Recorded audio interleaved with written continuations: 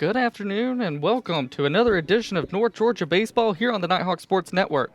Thomas Kendrick with you here from a sunny Bob Stein Stadium where temperatures are mild and there's no wind and it's perfect baseball weather today as we get you ready for a massive series early in this 2017 season as the 27th ranked University of North Georgia Nighthawks take on the visiting number one team in the land, the Nova Southeastern University Sharks. Should be a good matchup as both teams are undefeated thus far on the season and both teams have really looked dominant in getting to their undefeated record so far in the series. The Nighthawks with a series sweep of Carson Newman last weekend where they were able to outscore Carson Newman by a 36-9 margin. Nighthawk bats came to life in the second and third game of the season as they were able to score 30 runs on Saturday and Sunday en route to a sweep of Carson Newman. Also beat Southern Wesleyan on the road 14-1 in the midweek to prime them for this matchup with Nova Southeastern, who we mentioned come into this ballgame with a 5-0 record. Not as much offense coming from the Sharks from down south, but other than one game against Berry that went to extra innings and finished 8-7, Nova Southeastern giving up 2 runs or less in every game. But on the same, if it's all the same, they have given up runs in every game so far this season. So it should be a good matchup as both teams strong starts so far on the season. We'll take a look at a couple of names to look for in this game for Nova Southeastern.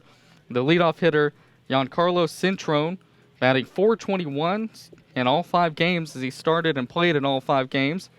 Has 2 doubles, a triple, 3 RBIs, and is 2 for 3 on stolen base attempts, so it'll be important for the Nighthawk pitcher, Dylan Peppers, to keep him off base because they do have some big bats in the middle of the order.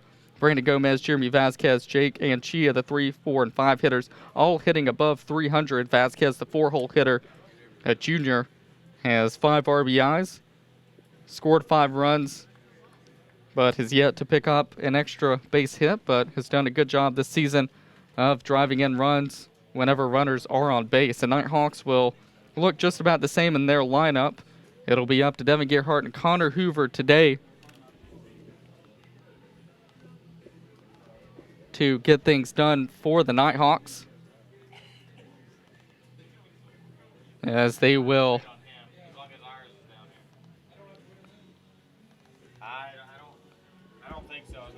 they'll look to get on base in front of the 3, 4, 5-hole hitters so for the Nighthawks, who will be Gouge, Sams, and Bell, who have driven in the vast majority of the runs for the Nighthawks so far this season. We're going to go to a short break. When we come back, we will have first pitch and starting lineups for you here on the Nighthawk Sports Network. All right, who ate all the jalapeno rolls? Sam? No. Irresistible new King's Hawaiian Jalapeno Rolls. I am a brother. I'm a freshman. I am an artist. I am an entrepreneur. I am a civilian. I am a junior. I am an ambassador. I am a music teacher. 我是国际学生. I am a commuter. I'm an actor. I am an intern. I am a researcher. I am a senior. I am an athlete. I am a veteran. I am a sister. I am a sophomore. I am a singer. I am an educator. I am a scientist. I am a resident. I am a writer. I am a leader. I am a cadet. I am a volunteer. I am a musician. I am a tutor. We are UNG.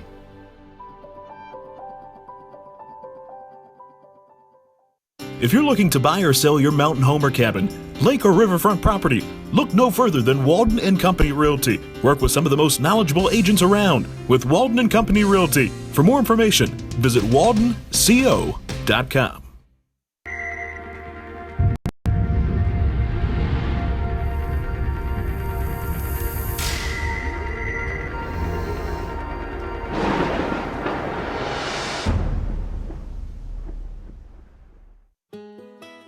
J.R. Kriders is a proud sponsor of North Georgia Baseball. J.R. Kriders sells Southern Tide, Peach State Pride, and many more apparel brands. They also sell men's and women's clothing, as well as Costa sunglasses and accessories. J.R. Kreider's is also home to the Yeti Lounge, where you can sit back and relax with snacks and drinks inside the store. Visit J.R. Kreider's just off the square in beautiful Dahlonega, Georgia, or on the web at jrkreiders.com. And welcome back as Dylan Peppers throwing some warm-up tosses with Andres Perez, who will be behind the plate today. We'll go ahead and set the rest of the Nighthawk defense for you left to right in the outfield. Michael Gouge, Stephen Tomlinson, Connor Corbett, Gearhart playing third, Hoover at short, Bell at second, Sams at first. And as we mentioned, Perez and Peppers, the battery today. The starting lineup for Nova Southeastern University Sharks. Number 7, the second baseman leading off, Giancarlos Cintrone. Batting second, number 5, the shortstop, Dylan Woods. Batting third, number 24, left fielder, Brandon Gomez. Batting fourth, number 34, the first baseman, Jeremy Vasquez. Batting fifth, number 14, the DH today, Jake Anchia. Batting sixth, number 21, the center fielder today, Kevin Suarez. Batting seventh, number 36, the right fielder, Ryan Alvarez. Batting eighth, number 6, the catcher, Michael Hernandez. And batting ninth, number 2, the third baseman, Sebastian Diaz. The lineup for the Nighthawks when they come to the bat in the bottom of the first. Leading off, the third baseman, number 14, Devin Gearhart. Batting second, the shortstop, number 8, Connor Hoover. Batting third, number 23, the left fielder, Michael Gouge. Batting fourth, first baseman, number 41, Trevor Sams. Batting fifth, the second baseman, number 7, Michael Bell. Batting sixth, the right fielder today, number 25, Connor Corbett. Batting seventh, the center fielder today, number 30, Stephen Tomlinson. The DH today, Joshua Peterson, wearing 32. And batting ninth today, the freshman catcher behind the plate, number 24, Andres Perez. As Cintrone into the box. Batting right-handed. As we mentioned in the pregame, someone to look for today. If Dylan Peppers and the rest of the Nighthawk staff can keep him off the base paths, then should make their day a little bit easier. As the first pitch over the outside corner, fastball, strike one. Although it's not going to be easy today if the Nighthawks are going to win, because as we mentioned, Nova Southeastern, the number 1 team in the nation and defending champions. That's 0-1 high and away for ball one. And it's going to be very important today for Peppers to go deep into this ball game and get into a rhythm quickly. It's the last time out against Carson Newman, he was unable to get out of the fourth inning as a 1-1 in the dirt. And Cintrone could not hold his swing up, so it's going to run the count to 1 ball and 2 strikes. Peppers went 3.2 innings in that game, gave up 2 hits, only 2 runs, but he did walk 3 batters and struck out 5. As the 1-2 on the way, hit out to third. Sure-handed Gearhart, able to make the play, throws to Sims, and that's going to be out number 1. And so a promising start to the ball game for Dylan Peppers. It's going to bring Dylan Woods to the plate.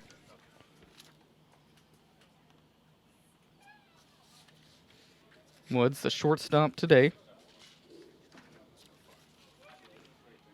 Batting .211 on the season, 4 for 19. Has scored 2 runs. Does have a home run and 2 RBIs, though. Bats from the left-hand side. The first pitch from Peppers down and in for ball 1.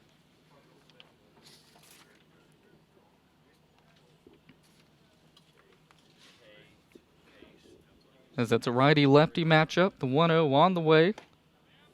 And first pitch in, or the 1-0 in for the first strike of the at-bat. That's going to run the count 1 ball and 1 strike.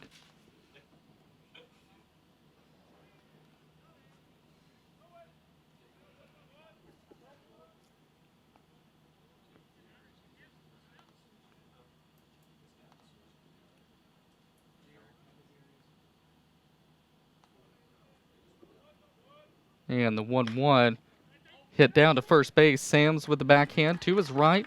Takes it 3 unassisted, and that's going to be the second out of the ball game. It's going to bring Brandon Gomez to the plate. Gomez, a senior. Out of Miami Beach, Florida, and transfer from Eastern Florida State College. Batting .333 on the year. Has started and played in all 5 games.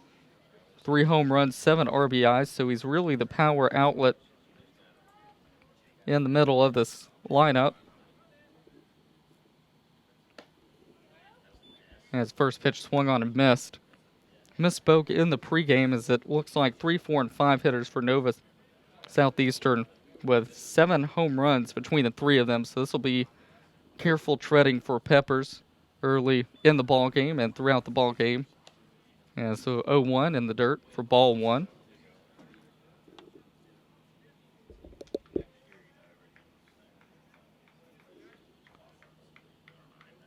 And the 1-1 on the way from Peppers, swung on and missed. Did give up a home run in that first game against Carson Newman.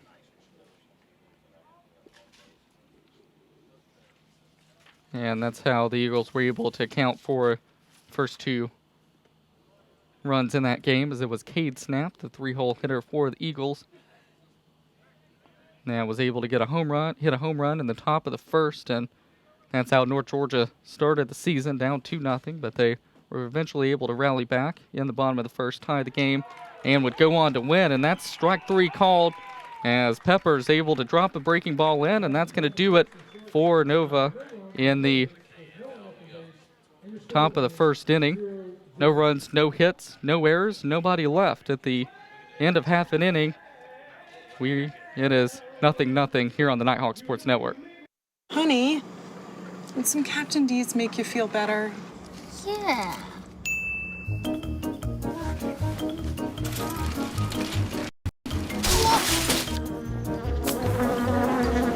When you love seafood this much... Back again? I hope it's just a clumsy phase. It's gotta be D's. Anything's worth it for our new home-style flounder meal or double dozen shrimp. Also try our grilled menu featuring new Tuscan tilapia. For full meals starting at just $4.99, it's gotta be D's. Hickory Prime Barbecue is a proud sponsor of North Georgia Baseball. Hickory Prime offers multiple specials daily, including a barbecue pork sandwich, fries, and a drink for just $8. Winners of multiple national awards, the restaurant offers pork, chicken, beef brisket, ribs, and much, much more. Visit Hickory Prime Barbecue, open 7 days a week, just minutes from the Dahlonega campus of UNG off of Morrison Moore Parkway. And we're back to Bobstein Stadium as starting pitcher for Nova Southeastern, Devin Meyer, throwing some warm-up tosses. Meyer, 1-0 record on the year, 2.84 ERA. Only made 1 appearance, which was the start. 6.1 innings, did give up 2 earned runs, walked 5 and struck out 4. So the high walk number, something to keep an eye on, as the Nighthawks, one of the most patient teams in the NCAA. They actually finished as the most patient team last season. Individually, Connor Hoover, the 2-hole hitter for the Nighthawks today, finished 8th individually in walks last season. And it'll be good for the Nighthawks to work Meyer, as the season is still early. And Meyer making his 2nd appearance for Nova Southeastern, transferred from the University of Miami. Made 13 relief appearances for the Hurricanes last season, 19.1 innings, had a 1-1 record with a 3.26 ERA, and he struck out 11 batters in those 19 innings. And he also walked 10 in those 19 as well. So a good strikeout guy, but also does tend to walk his fair share of batters, and that might be something the Nighthawks can exploit in this first game, as they look to try to knock off the #1 team in the nation. Very rare that you have the #1 team come, especially in the non-conference, and play at your home field, but the Nighthawks able to get the defending champs to come up to Bobstein Stadium, and very nice stadium in itself, all turf except for the pitcher's mound. And that's going to bring Devin Gearhart to the plate. Gearhart leading off, .350 average on the season. No home runs, 4 RBIs, 3 doubles out of his 7 hits. As the first pitch to Gearhart, swinging out to short. And it is Woods who makes the play, throws to Vasquez, and that's going to be out #1. And so 1 pitch, 1 swing, 1 out for the Nighthawks, and that's going to bring Connor Hoover to the plate. Hoover, .556 on the season so far. Home run, 10 RBIs out of the second hole, out of the #2 hole in the lineup. Leads the team early on in the season in RBIs. There are several Nighthawks who are jockeying for position for that RBI lead as well. As lefty Hoover awaits the first pitch from Meyer, and it's low for ball one. He's already seen as many pitches as Devin Gearhart did in his first at bat. And the 1-0 to Hoover, low for ball two.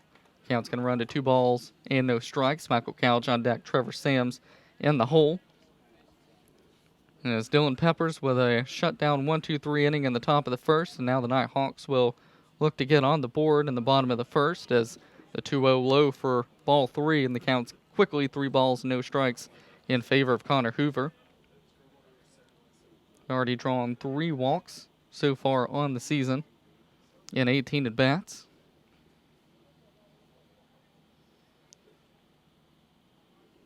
And so he's been on over 50% of the time that he's had an at-bat. As the 3-0 over the heart of the plate for strike one. And so the obligatory 3-0 strike, and we'll see what Hoover decides to do here on the 3-1. And watches a strike go by for strike number 2. So the count is now full, 3 balls and 2 strikes.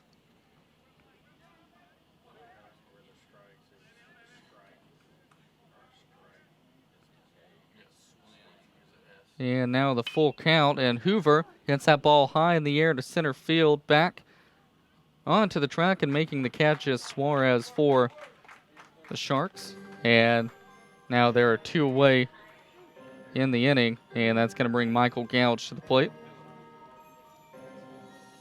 Gouge hitting .312 on the season, 1 home run, 8 RBIs, transferred from Valdosta State, and immediately fits into the number 3 hole in this lineup and has definitely earned it. Gouge in his career has never hit below 300. Actually, 2 seasons ago finished with a .390 average. So whenever you run 2 guys like Gearhart and Hoover up who have high on-base percentages, as the first pitch to Gouge over the heart of the plate for strike one, whenever you run those 2 high on-base percentage guys, then you bring Gouge up to the plate.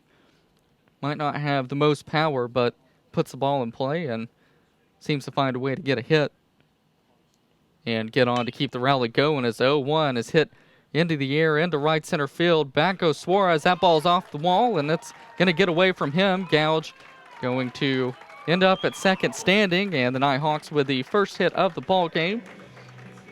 And that's going to be the 3rd double of the season for Gouge, and that's going to bring the always dangerous Trevor Sams to the plate.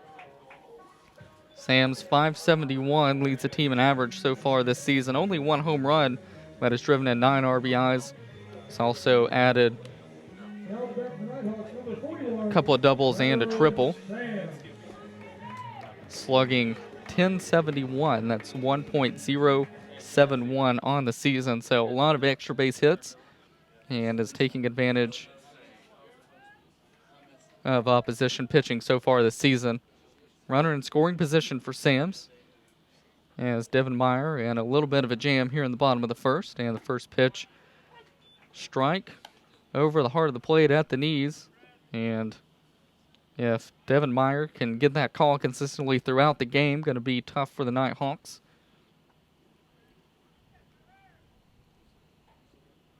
As the 0-1, Meyer from the stretch sets and delivers. Breaking ball low and away for ball one. Meyer works from more the middle of the rubber, but it's more to the third base side of it. Doesn't really get on the edge of either side, as you see a lot of pitchers do. And the 1-1 on the way, checks Gouge, and the fastball is inside for ball 2. Seen mostly fastballs from Meyer so far in this first inning. Has thrown a couple of breaking balls, but looks like he's mostly going to be fastball, curveball.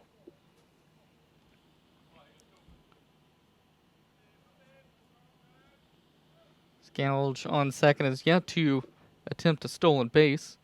As the 2-1 is ripped into left field, coming on to get it, it's Gomez.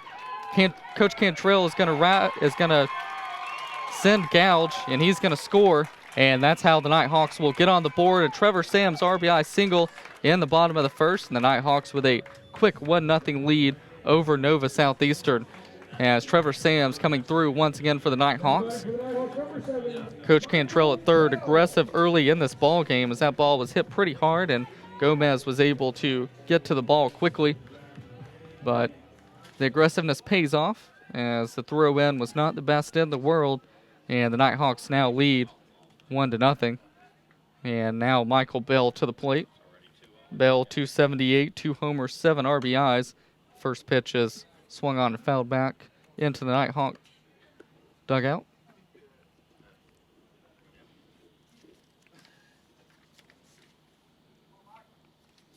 Bell with 2 homers, Connor Corbett on deck with 2 home runs as well. But it was Bell who really sparked the Nighthawks in their midweek game against Southern Wesleyan, as he had a 3-run home run in that ball game. And the 0-1 is swung on and missed as Meyer with a changeup and got Bell off balance, and Bell swung on a miss, and so the count's going to run to no balls and 2 strikes. There are 2 outs in the inning. Nighthawks already lead 1-0 on a Trevor Sams RBI single. Drove in Michael Gouge, who doubled with 2 away. And now the 0-2 to Bell. That ball is ripped down the left field line, foul, into the Nova Southeastern bullpen area. Bell just a little bit ahead of that 0-2 delivery.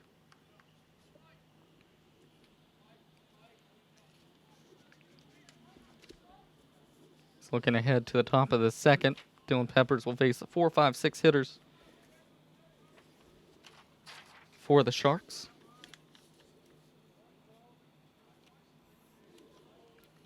And now time called as Bell steps out of the box. He's back in.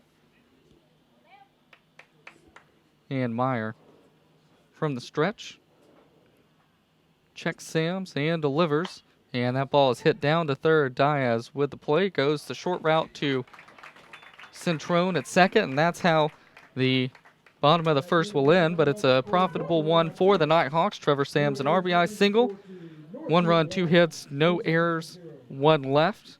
And at the end of 1 complete, it's the Nighthawks 1 and the Sharks nothing here on the Nighthawks Sports Network. Defining moments. Championship dreams. Share the experience with your family and friends. The 2017 Division II Baseball Championship. May 27th through June 3rd at the ballpark in Grand Prairie, Texas. Visit ncaa.com/tickets for your seats today. 24 meals under $4, just like in 1934. $4 was a lot in those days. That can't be right. No, I was there. Back then, you not only got to choose from 24 meals under $4, you also got a shave, a shoe shine, and a new suit. Used to be called Steak and Shake and Shave and Shoe Shine and Suit. They even put it on the sign. Till it broke. Is that a Steak and Shake suit? Walter, did this look like a Steak and Shake suit? Get 24 meals for under $4, only at Steak and Shake. Top of the second here, Dylan Peppers on for a second inning of work. Got Nova Southeastern 1-2-3 in the top of the first inning with a strikeout of the 3-hole hitter Brandon Gomez. So he'll face Jeremy Vasquez, Jake Anchia, and Kevin Suarez in the ball game, and already staked to a 1-0 lead. It's important that he gets a shutdown inning here.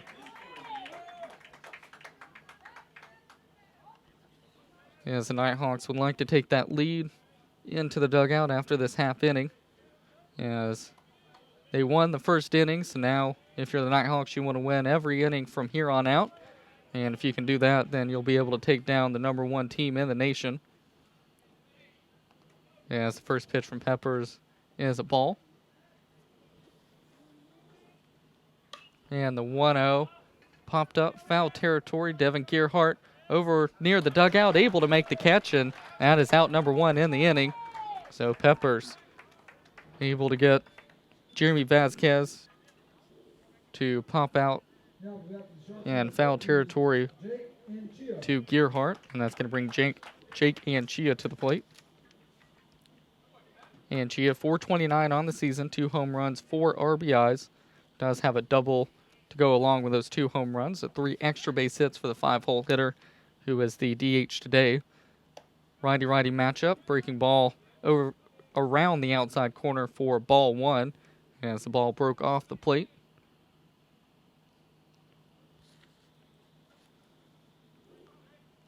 And the 1-0 on the way. Looked like an off-speed pitch. Swung on and missed for strike 1 by Anchia.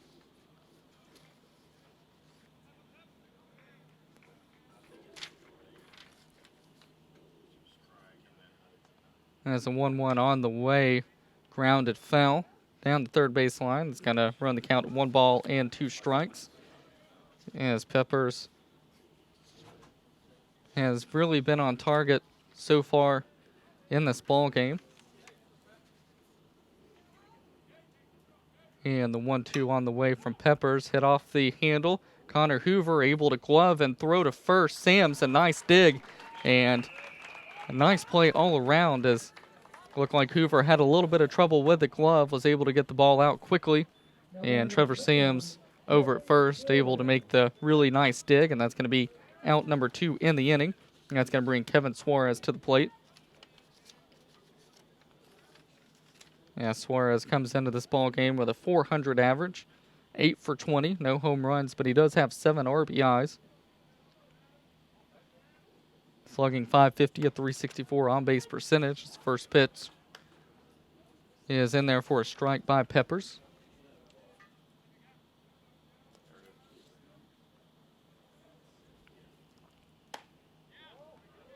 And the 0-1 just missed the outside corner, as it looked like Peppers was trying to back up a fastball there. Stays outside, and the count is going to be 1 ball and 1 strike. 1-1 on the way. Looked like a breaking ball missed low and outside for ball 2. So it's Suarez who's ahead in the count, 2 balls and a strike.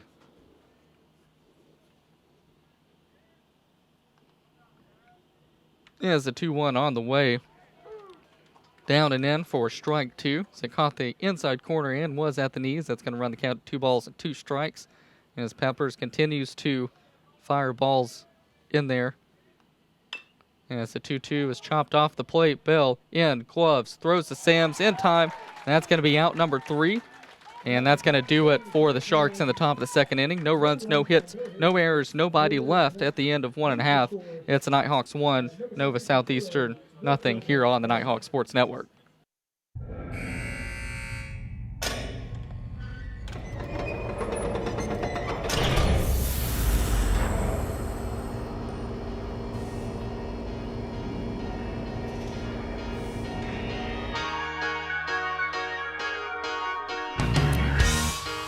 You're as cold as ice. You're willing to sacrifice our love.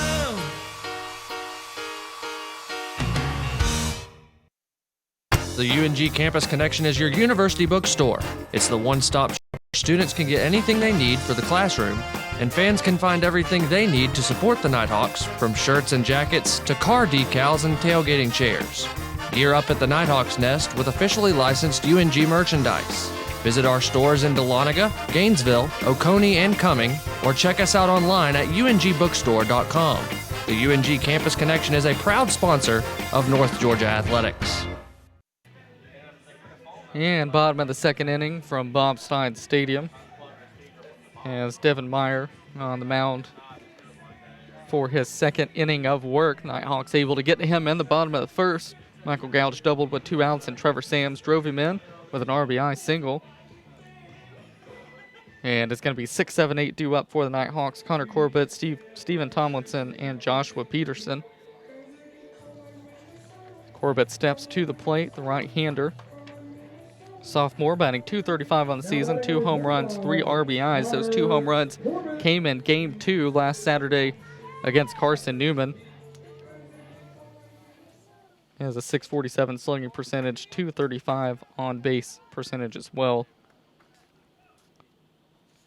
As he's batting in the 6th hole today and awaits the first pitch of the at-bat. Swung on and fouled down the third base line. And that's going to be strike one in the at-bat. As the Nighthawks will look to add to that 1-0 lead. Dylan Peppers doing his part through 2 innings so far. Has held the #1 team in the nation scoreless. As the 0-1 swung on and missed by Corbett. It's going to run the count to no balls and 2 strikes.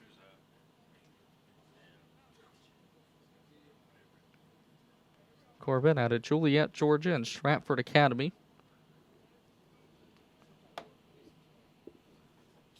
Waits the 0-2 pitch, and it's a fastball back over the outside corner for strike 3, and first strikeout of the ball game for Devin Meyer. It's going to bring Stephen Tomlinson to the plate. Tomlinson, the center fielder today, comes in with a .385 average, 1 home run, 3 RBIs, also a double.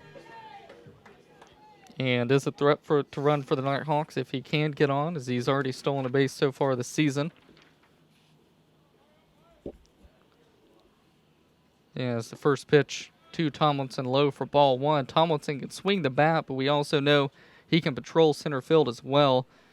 More than one occasion last year was able to make a fine defensive play to save runs for the Nighthawks, including going over the wall and making a home run saving catch. And it's a 1-0 low for ball 2. And the count's 2 balls and no strikes. Tomlinson, 4 walks on the season. And 4 strikeouts as well in 13 official at-bats. And it's a 2-0 low for ball. Actually called. Not sure. The umpire raised his hand, so not sure if that was a strike or a ball. We'll wait to see. As pitch on the way inside for a strike. And scoreboard says 3-1, and that's what it was. And is. As there's 1 away. And the 3-1 to Tomlinson. Swung on and missed like an off-speed pitch. Probably that changeup again that we saw from Devin Meyer in the first inning. And the count's full, 3 balls, 2 strikes. As that ball is swung on and missed, and that's going to be the second strikeout of the inning for Meyer. And that's going to bring Josh Peterson to the plate.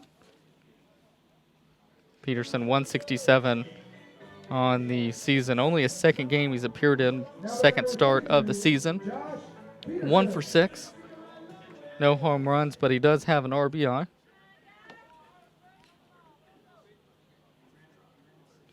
Yes. A big guy in the box, listed at 6'4". A lot of big guys on this Nighthawk team. Andres Perez on deck for the Nighthawks, listed at 6'7".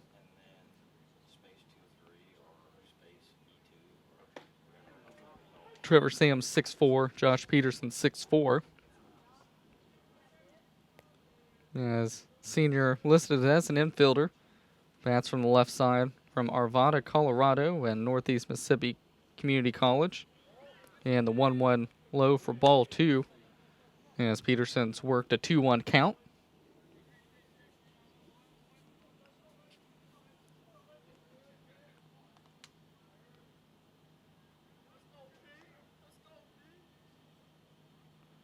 He has 26 pitches in the game so far for Devin Meyer. That was pitch number 27. He has 2 strikeouts, but has not walked anybody so far in the game, something we mentioned to keep an eye on. Through 1.2 innings, has done well through 2 innings as Josh Peterson swung on and missed, and that's going to do it for the Nighthawks in the bottom of the second. No runs, no hits, no errors, nobody left at the end of 2 complete. It's the Nighthawks 1 and the Sharks 0 here on the Nighthawk Sports Network.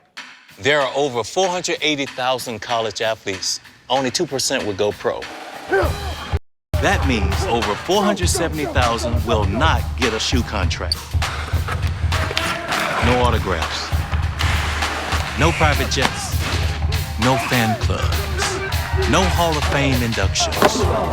Instead, they will walk away with something much more valuable.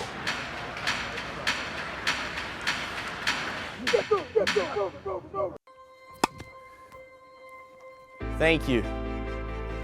Thank you for this opportunity. Thank you. Thank you for giving. Thank you. Thank you for believing in me. Thank you for your support. Thank you for helping me be a Nighthawk.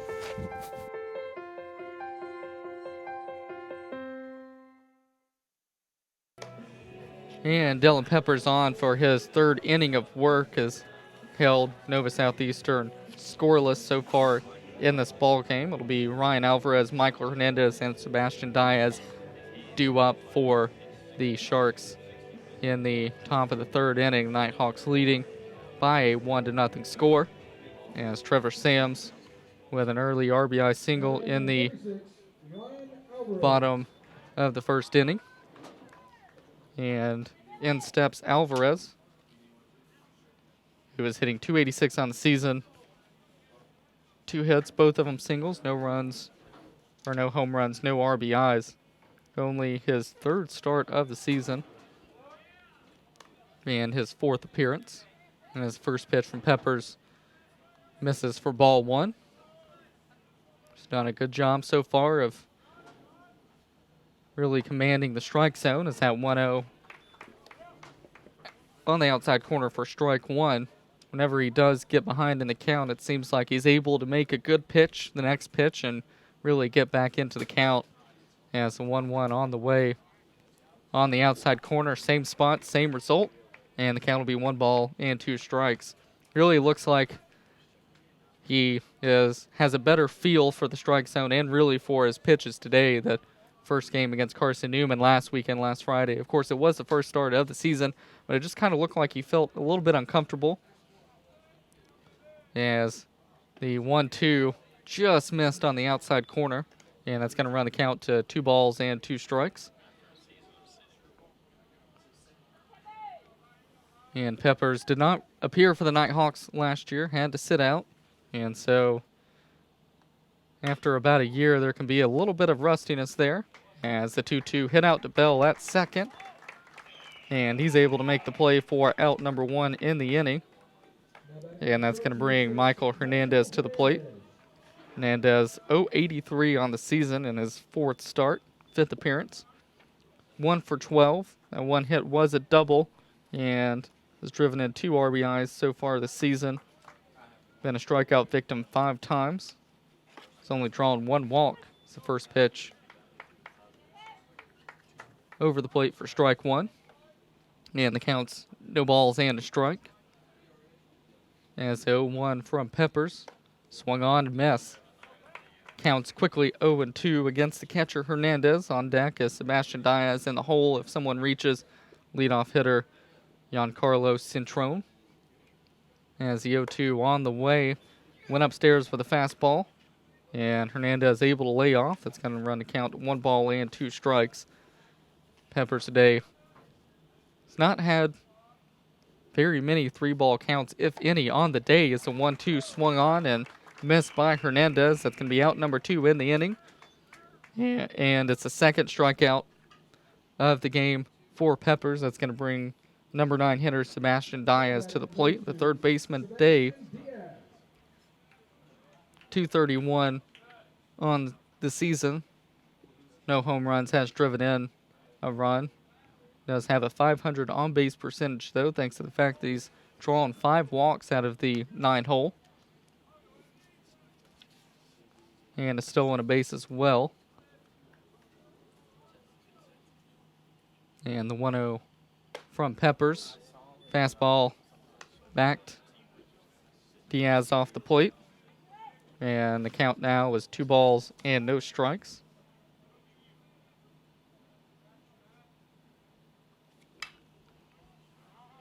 And the 2-0 fouled off down the first base line and out of play. Count's going to run to 2 balls and a strike. Nighthawks not the only North Georgia team in action right now, as the softball team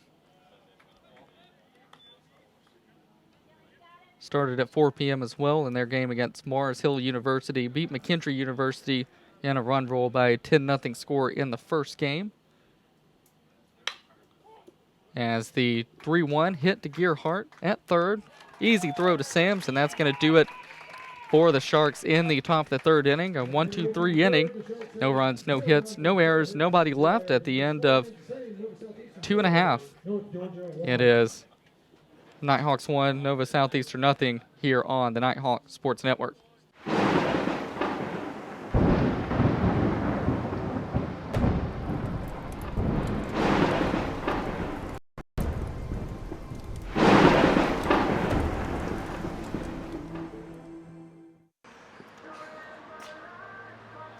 I've been a loyal Clipper customer for years now. I can say this is the most exciting thing they've rolled out with in a while. The Clippers Fuel Savers card. Now I'm saving 10 cents at the pump every time. Thanks, Clipper. J.R. Criders is a proud sponsor of North Georgia baseball. J.R. Criders sells Southern Tide, Peach State Pride, and many more apparel brands. They also sell men's and women's clothing, as well as Costa sunglasses and accessories. J.R. Criders is also home to the Yeti Lounge, where you can sit back and relax with snacks and drinks inside the store. Visit J.R. Criders just off the square in beautiful Dahlonega, Georgia, or on the web at jrcriders.com. And we're back for the bottom of the third inning, as it'll be 9-1-2 do it for the Nighthawks. Perez, Gearhart, and Hoover look to try to get to Devin Meyer further. Had a little bit of a rough go in the first inning, as Nighthawks got a run on a Trevor Sams RBI single, but Meyer came back in a big way in the second inning, striking out the side. One of those strikeouts looking Connor Corbett, the right fielder, strikeout looking to start the second inning. So it'll be Andres Perez, the freshman catcher, stepping to the plate. 364, no home runs and RBI, 2 doubles and a triple. As the first pitch is ripped down the right field line, that's going to get foul, and that's going to be strike one. But Perez, as we mentioned, 6'7", big kid, and does have some baseball lineage in his family. His dad, of course, a guy few Braves fans might have heard of, Eddie Perez. And it's certainly not looked like a freshman in the early going this season. The 0-1 to Perez, fastball on the inside corner. It's going to run the count, no balls and 2 strikes. He's also drawn 2 walks, only struck out 4 times. As the 0-2 on the way, and that ball is hit in the air, deep to left field. No doubt about that one. Perez with the home run, and that will be the first home run of his career, and that's going to make it a 2-0 lead for the Nighthawks, as he took that 0-2 pitch and just absolutely hammered that ball halfway up Radar Ridge in left field, as he touches home, and the Nighthawks lead 2-0 very early in this ball game. And he's a big guy at the plate, 6'7", so if he's able to drop the head of the bat on the ball, you know it can go a long way. And no wind here today at Bob Stein Stadium, and it wouldn't have mattered if there was wind, as Gomez, the left fielder, didn't even take a step. Everyone knew that ball was gone as soon as it hit the bat. And it's going to be Devin Gearhart to the plate now. Gearhart 0 for 1 today, grounded out to short on the first pitch of the ball game that he saw for out number 1. And the 0-1 inside for ball 1. So the Nighthawks able to add another run with 2 outs, as they were able to do so in the bottom of the first, and now they've done it again in the bottom of the third. And 2-out hitting has been something Nighthawks have been able to do in this season. That's how they won the first game, really. Stephen Tomlinson, well, the first game of the season, Stephen Tomlinson against Carson Newman was able to get a 2 RBI double on an 0-2 count in the bottom of the 6th inning of that ball game to give the Nighthawks a 4-3 lead they would not relinquish. And the 2-1 low for ball 3. And it's going to run the count at 3 balls and a strike.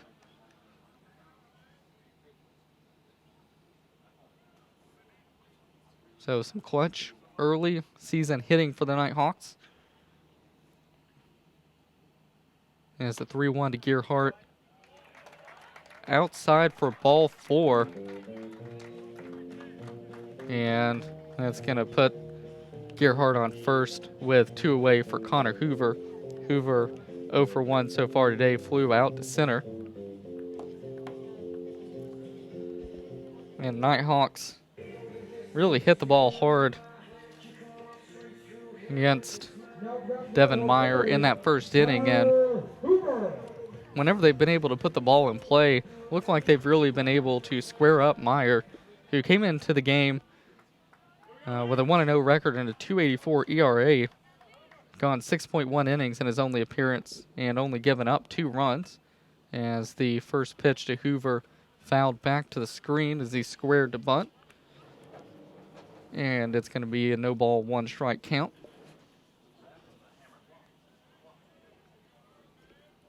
Lefty-righty matchup here. Interesting that Coach Cantrell decided to try to lay down a bunt there. It's going to draw the third baseman Diaz in, and we'll see if that has any bearing on this at bat. As for the pitch, Meyer throws over to first, and Gearhart able to get back in fairly easily, and the count remains no balls and a strike.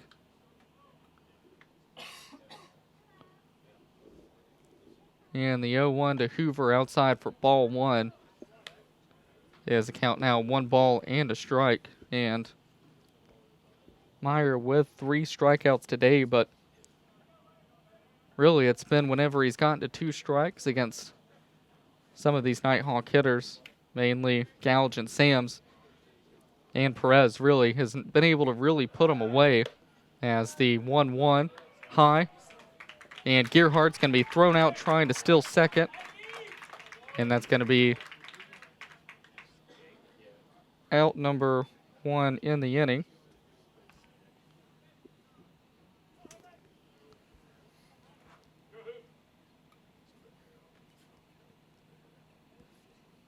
And the count, though, 2 balls and a strike.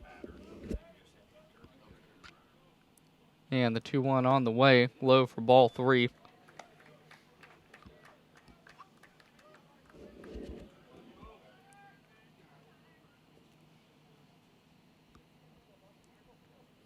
And now Meyer quickly back with a 3-1 to Hoover. Chopped the ball down to first, bobbled by Vasquez. Hoover out at first as he tried to slide in there, and might have actually, not sure he should have gone with the head first slide there, as he kind of jumped in the air when he slid, and seems like if he had stayed on his feet, he might have been able to beat it out. But either way, that's out number 2 in the inning. That's going to bring Michael Gouch to the plate, who was able to double with 2 outs, as we mentioned in the bottom of the first. 1 for 1, scored one of the 2 Nighthawk runs today. As he awaits the first pitch over the inside corner for strike 1.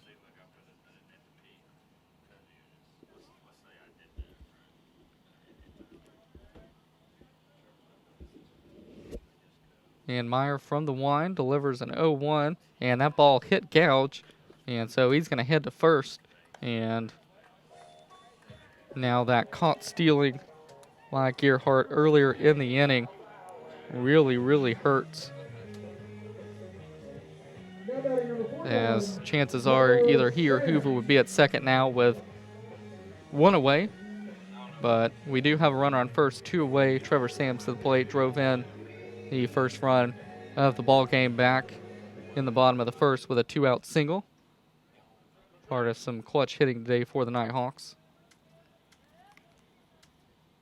Whether it's been 0-2 or 2 outs, been able to find a way to get runners across the plate as he swung on and missed that first pitch and found its way over the outside corner. It's going to run the count, no balls and a strike.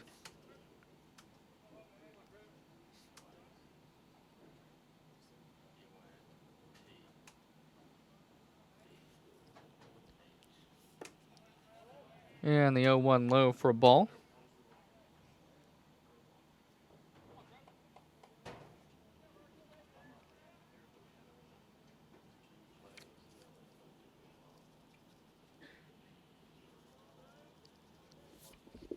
And now Meyer back with the 1-1 pitch. Breaking ball in the dirt in the opposite batter's box for ball 2. And Sam's now ahead, 2 balls and a strike. Always a threat to go deep whenever he is at the plate. Does only have 1 home run so far, but has driven in now 10 runners in this early going of the season. It's a 2-1 high for ball 3. And all of a sudden, Meyer looks like he's struggling a little bit. Walked Gouge, walked Gearhart, gave up a leadoff home run to Perez. And the 3-1 on the way. That ball is roped foul over the third base dugout. And the count's going to run full now. 3 balls, 2 strikes, 2 away. So you'd expect Gouge to be off with the pitch here. Anything in the gap, a chance that he could score. And Coach Cantrell showing early in this ball game that he's going to be aggressive on the bases. Waved around Gouge on that RBI single in the bottom of the first. And Devin Gearhart caught stealing as in this inning as the 3-2 was hit in the air into shallow center field, coming on to get it to Suarez. And that's going to do it for the Nighthawks in the third. But Andres Perez able to hit his first home run as a Nighthawk, and that doubles the Nighthawk lead. They now lead 2-0 as we head to the top of the 4th here on the Nighthawk Sports Network. See the Levy's parked in front of our house again. It's a free country, Dad. Our house, our spot. Those are the rules. Okay, who wants sweet rolls? Oh, I do. Me too. Oh, are those King's Hawaiian rolls?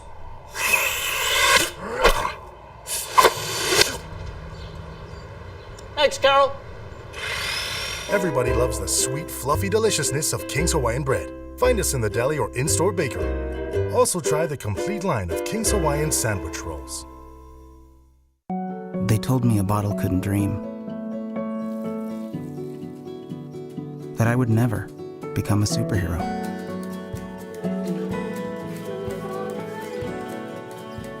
But I learned how to fly.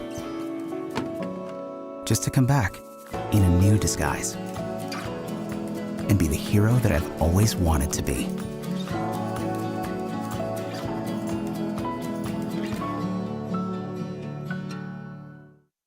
And welcome back. So we get ready to start the top of the 4th inning as the sun creeping closer to the tree line on Radar Ridge.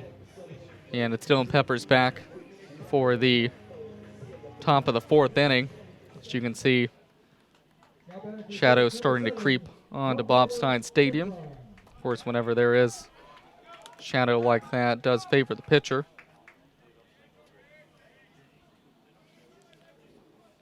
As it's now going to be Giancarlo Cintrone to the plate. And the first pitch to the leadoff hitter for the Sharks. In there for a strike. He is 0 for 1 today. Grounded out to third to start the ball game.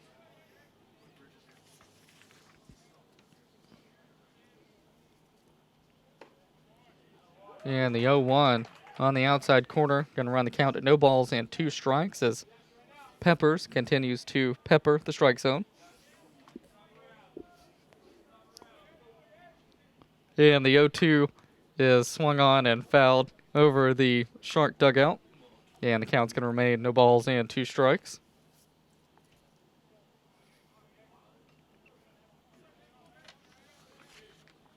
As it's been a different Dylan Peppers today. It's really looked comfortable on the mound. And the 0-2 is fouled off down the first base line. Count's going to remain no balls and 2 strikes.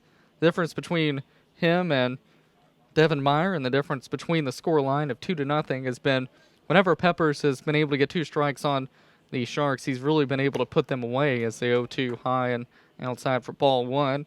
On the other hand, Devin Meyer has really struggled to get the Nighthawks out whenever they've gotten 2 strikes. Of course, last inning leading off Andres Perez, an 0-2 pitch that he put halfway up Radar Ridge in left field. As the 1-2 was blocked up by the freshman, and the count's going to run to 2 balls and 2 strikes. And Peppers has really not had to work to get outs today either. The Nighthawks have done a good job at the plate as he 2-2 just missed the inside corner. It's going to run a count to 3 balls and 2 strikes. Nighthawks have done a good job of working Meyer, while Peppers so far today has had quick, easy, efficient innings. As the counts can 3 balls and 2 strikes. A pitch on the way. That ball's hit up the middle. Bell able to dive, but he's not going to be able to make the throw, and that's going to be the first hit and the first base runner of the ball game for Nova Southeastern.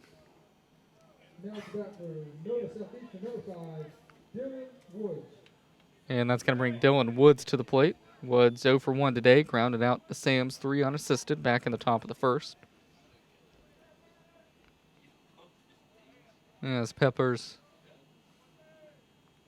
3 hitless base runnerless innings, so essentially had a perfect game coming into the 4th.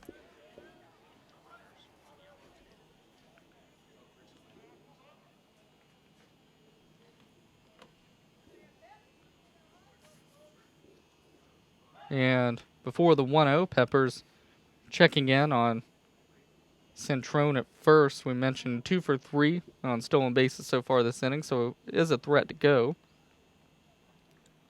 if he should so decide. As the 1-0 on the way, fastball outside for ball 2. Count's going to run to 2 balls and no strikes.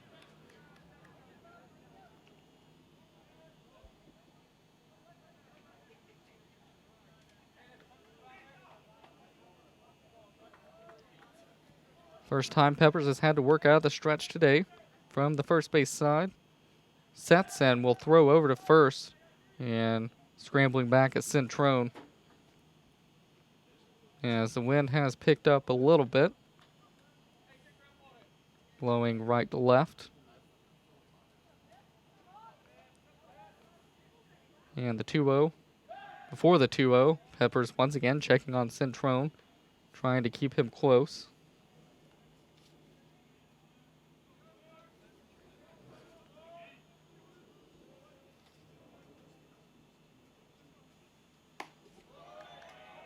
And now finds himself down 3 balls and no strikes to Dylan Woods, as even though leadoff hitter for the Sharks at first has not threatened to run, he's still in the head a little bit of Peppers, who now delivers a 3-0 high and outside in a 4-pitch walk. And now runners are on first and second with nobody out, and that's going to bring a dangerous part of the lineup to the plate. 3-4-5 for the Sharks, as we mentioned. A 3-4-5 hitter so far this season. 7 home runs and 16 RBIs between the 3 of them. So Peppers needs to tread carefully here, but he can't be too careful as there's nobody out and a runner in scoring position. As it's like Michael Holder going to head out and have a chat with Peppers, probably talk a little bit of strategy on how to get these guys out. Gomez at the plate 0 for 1 today, struck out looking to end the top of the first inning. And then Vasquez and Anchia also 0 for 1. Peppers the first time through the 3-4-5 hitters. Backwards case was strikeout looking, a pop foul to Gearhart, and a ground out to Connor Hoover. So really kept the ball down for the most part. But that was also in between innings, and he didn't have to face them 3-4-5 in a row in order to try to get out of this inning. Of course, if he can get a ground ball here, Nighthawks a very good defensive team, and they were the best defensive team in D2 baseball last year. We'll have a very good chance of turning a double play. We know Gearhart and Hoover good with the glove and good arms. Michael Bell has been very solid so far this season, and always dependable Trevor Sams at first. Peppers, all he needs to do is keep the ball down, try to get the ball in play, and let his defense work here as the first pitch is fouled off down the third base line, and a quick strike in the at-bat.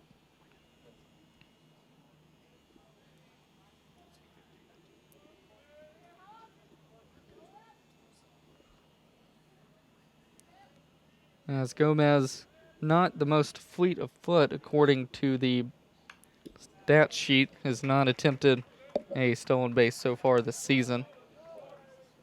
Has struck out 6 times, so that's something that Peppers could use to his advantage as he's quickly up 0 balls and 2 strikes.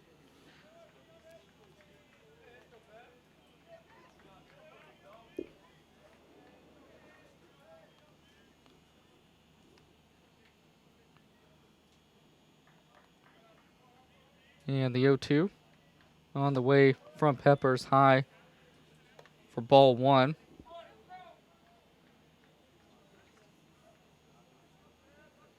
And run the ball for the count to 1 ball and 2 strikes. Cintrone at second, not a very big lead. It'll be Bell who was checking him over there as the 1-2 was fouled off behind home plate, and it will be over the press box, and the count will remain 1 ball and 2 strikes. As this is the first inning that Peppers has had really any trouble, was able to navigate his first time through the lineup without giving up any base runners. This will be pitch number 50 for him. As the 1-2 was swung on and missed, and he was able to get Gomez there. And that's going to be out number 1. That's going to bring Jeremy Vasquez to the plate. Vasquez 0 for 1. Fouled out to Devin Gearhart on a pop foul 5 in the top of the second to lead the inning off.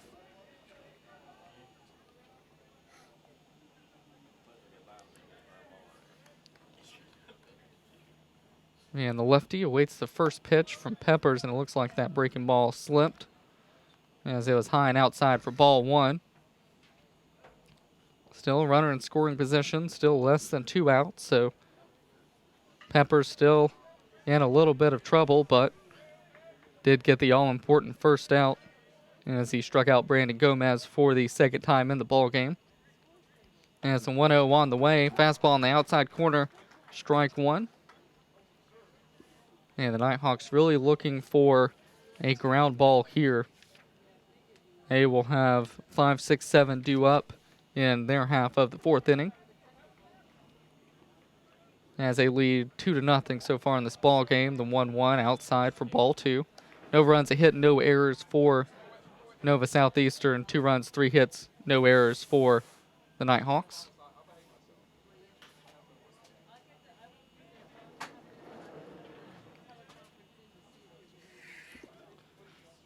As the 2-1 from Peppers is hit into left field. Ball was hit hard at Gouge, and so they will hold the ball up. Or, excuse me, they'll hold the runner up, who was Cintrone. And now the bases will be loaded with 1 away. And that'll bring Jake Anchia to the plate, grounded out to Hoover his last time up. And the Nighthawks would really, really love if he could do the same right here.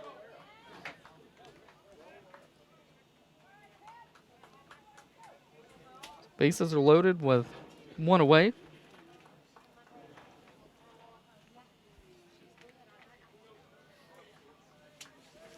Pepper stares in to Perez and gets a sign and delivers the first pitch at the bat. Fastball high and inside and nearly hit Anchia.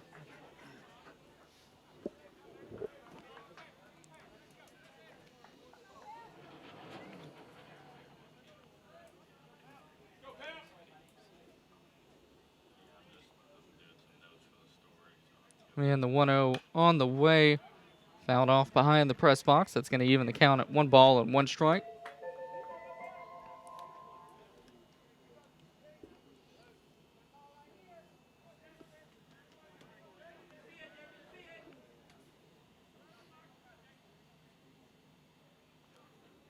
As Peppers now to pitch number 59 of the game, and then that pitch is a strike. Down and over the inside corner at the knees for strike number 2. So a good chance here to get Anchia to swing at a pitcher's pitch.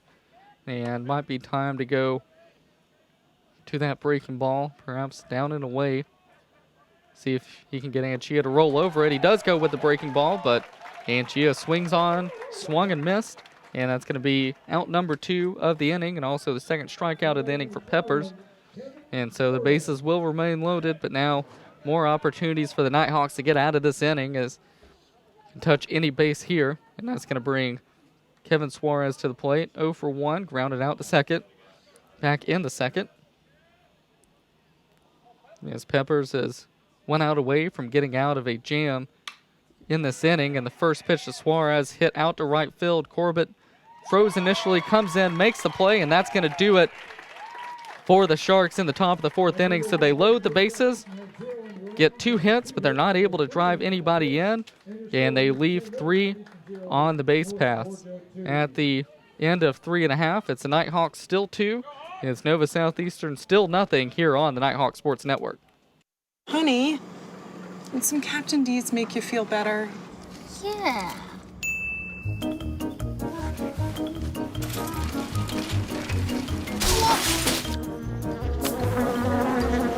When you love seafood this much, Back again? I hope it's just a clumsy phase. it's gotta be D's. Anything's worth it for our new homestyle flounder meal or double dozen shrimp. Also try our grilled menu featuring new Tuscan tilapia. For full meals starting at just $4.99, it's gotta be D's. I've been a loyal Clipper customer for years now. I can say this is the most exciting thing they've rolled out with in a while. The Clippers Fuel Savers card. Now I'm saving 10 cents at the pump every time. Thanks, Clipper. If you're looking to buy or sell your mountain home or cabin, lake or riverfront property, look no further than Walden and Company Realty. Work with some of the most knowledgeable agents around with Walden and Company Realty. For more information, visit waldenco.com. And we're back for the bottom of the fourth. The Nighthawks still lead by a 2-0 score, as they will have the 5, 6, 7 hitters due up. Michael Bell, Connor Corbett, Steven Tomlinson, as they continue to face Devin Meyer, who's only allowed 2 runs to the Nighthawks so far today, but being outpitched by his counterpart Dylan Peppers for the Nighthawks, who has held Nova Southeastern scoreless through 4 innings so far. Man, Bell going to come to the plate 0 for 1. Fielder grounded into a fielder's choice to end the bottom of the first inning.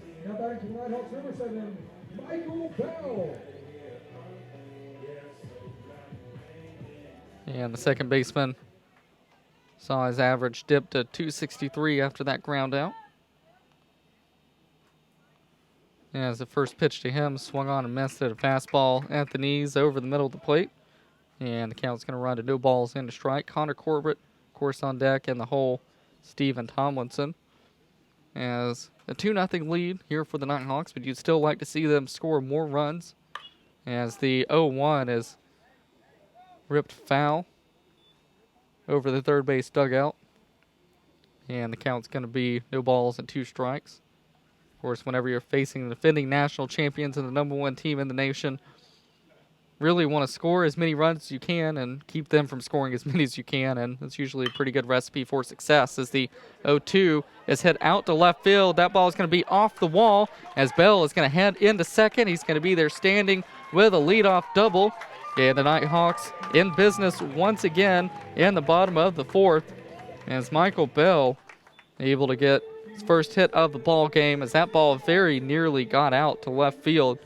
And we've seen a lot of balls hit hard out to that part of the park. Michael Gouge, Andres Perez, Michael Bell all have had extra base hits to left field.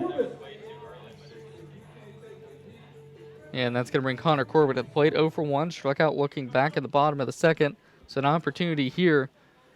We'll see if the Nighthawks can play BC baseball, not ABC, because Bell already at second. But if you can get a ball to the right side of the infield or get a bunt down, trying to move Bell to third with less than 2 outs, as Corbett shows bunt, takes a breaking ball for a strike, and would have been a perfect pitch to lay that bunt down for, as the breaking ball obviously doesn't come in there as hard as a fastball, but that one was right down the middle of the plate and could have put that ball wherever he wanted.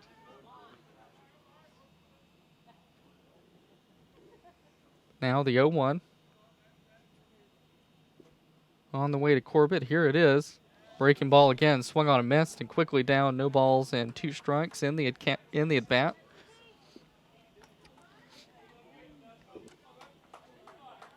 And Meyer has really been on and off with this pitch. Struggled with the 2-strike pitch in the bottom of the first and really the bottom of the third too, as he had Andres Perez down 0-2 last inning, gave up a solo home run to left. And the 0-2 was hit out to short. It's going to be Woods who makes the play, throws to first, and that's going to be out number 1 in the inning, but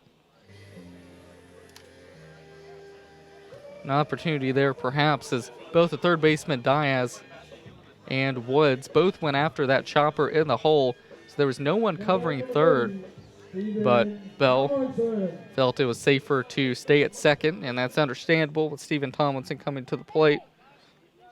He's got a home run and 3 RBIs so far in the season, 0 for 1 today, but still a healthy .357 average. Righty-righty matchup. Awaits the first pitch of the at-bat, and it's down and away for ball 1.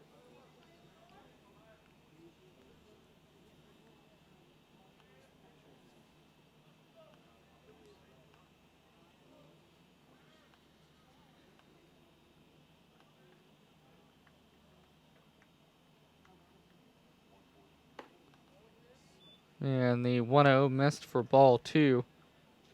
2-0.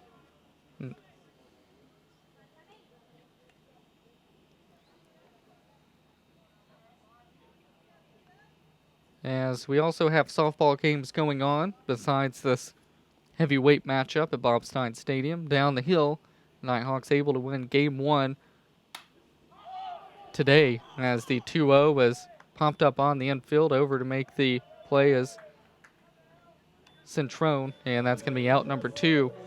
So after a leadoff double, Connor Corbett, Stephen Tomlinson unable to get Michael Bell to third. And now it's going to be up to Josh Peterson to try to drive in a run. As there are 2 away, Peterson 0 for 1 on the day, struck out to end the bottom of the second inning.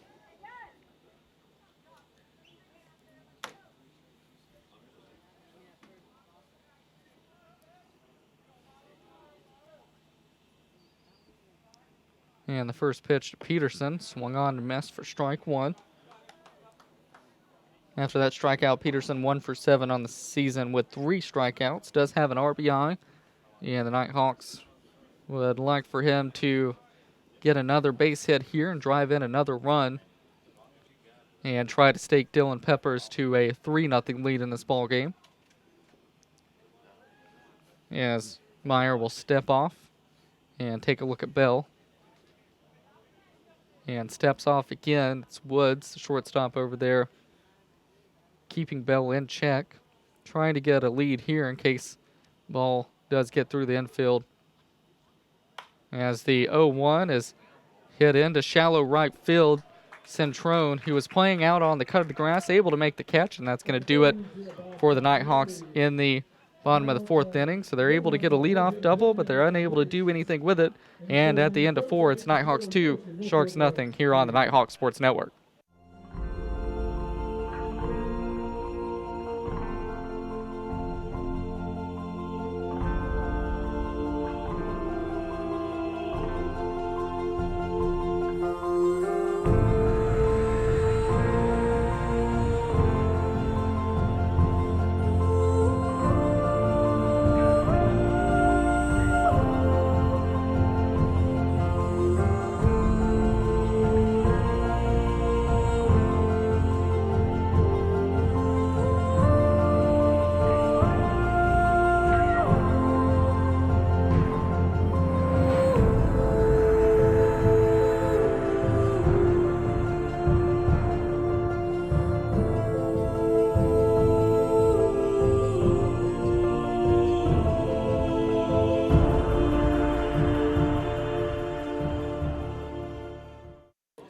And back to Bob Stein Stadium for the top of the 5th inning. Dylan Peppers back out there for his 5th inning of work. Has done pretty well so far today for the Nighthawks. Has not given up a run to the number 1 team in the nation, which is a pretty good job. Has looked a lot better in all seriousness than his first start. Of course, his first start last Friday, his first one, and more than a year, as he sat out all last season for the Nighthawks, and showing why he is the Friday starter for the Nighthawks today, as he's thrown strikes and has really done a good job of keeping the Sharks off the base path. They were able to get to him a little bit last inning as they loaded the bases with one away, but Pepper's able to get a strikeout and a fly out to right. And now it's going to be 7-8-9 due up for Nova Southeastern. Alvarez, Hernandez, Diaz due up. And it's Alvarez who shows bunt and takes a strike on the outside corner.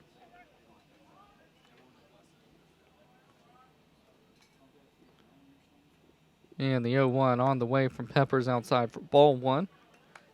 Count will remain a ball and a strike. Of course, this is game one of the series. We'll have all three of them from Bobside Stadium. Tomorrow's game, 1 p.m. first pitch. Sunday, high noon will be the first pitch in the third game of the series. Been good baseball so far and promises to be good baseball all weekend long. A pair of undefeated teams. Yes, the 1-1 catches the outside corner for strike two.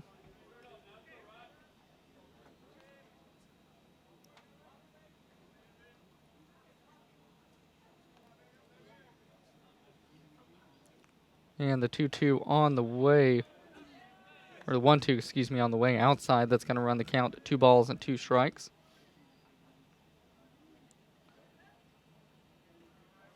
As this is the first series that these two teams have ever played against each other. And the 2-2 taken for a strike by Alvarez.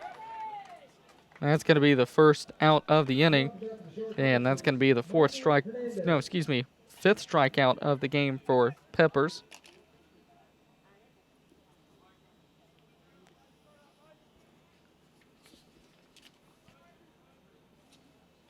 As he had 5 strikeouts in that first game as well. And now it's Michael Hernandez to the plate, 0 for 1, struck out in the top of the third inning. And strikeout ball has not really been the issue for Peppers. The difference between last week and this week, no walks. Only 1 walk so far for Peppers. Had 3 the last ball game where he didn't get out of the 4th inning. It's already done 1 better than that. Actually, 2 outs better than that today. Yeah, it's a 1-1 high and in for ball 2.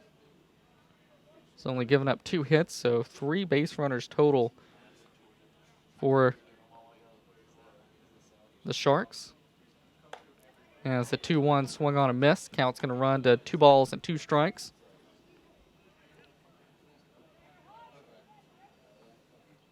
As Peppers works quickly from the first base side, from the stretch. Sets and delivers the 2-2, swung on and missed, and another strikeout, the 6th of the ball game for Peppers. Second one of the ball game for Hernandez, and that's going to bring Diaz to the plate.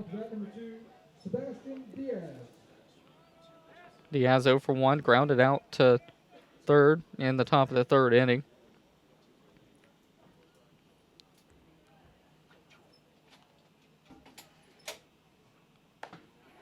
And the first pitch of the at-bat from Peppers. Taken for a strike. Started Diaz off with the breaking ball, the 0-1. Swung on and fouled over the first base side. That's going to be no balls and 2 strikes as Peppers looking to have a quick 1-2-3 inning here. It would be his 4th 1-2-3 inning of the ball game as the 0-2 was swung on and fouled off. Peppers about to throw pitch number 74. Looks like a couple of pitchers standing around for the Nighthawks in the bullpen just in case, but Peppers has really looked solid in this ball game. And the 0-2 on the way. Fastball way high out of the zone for ball 1. And now the count will run to a ball and 2 strikes. So there are 2 outs in the inning. And the 1-2, the breaking ball, tried to drop it into the zone, but it stayed high for ball 2. As Peppers has faced 17 batters today, 6 strikeouts, 2 flyouts, 6 groundouts. As the 2-2 dropped the breaking ball in there, and that's going to be strike number 3 to Diaz as it's a 1-2-3 inning.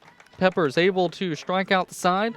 In the top of the 5th inning, we'll head to the bottom of the 5th with the Nighthawks up 2-0 here on the Nighthawk Sports Network.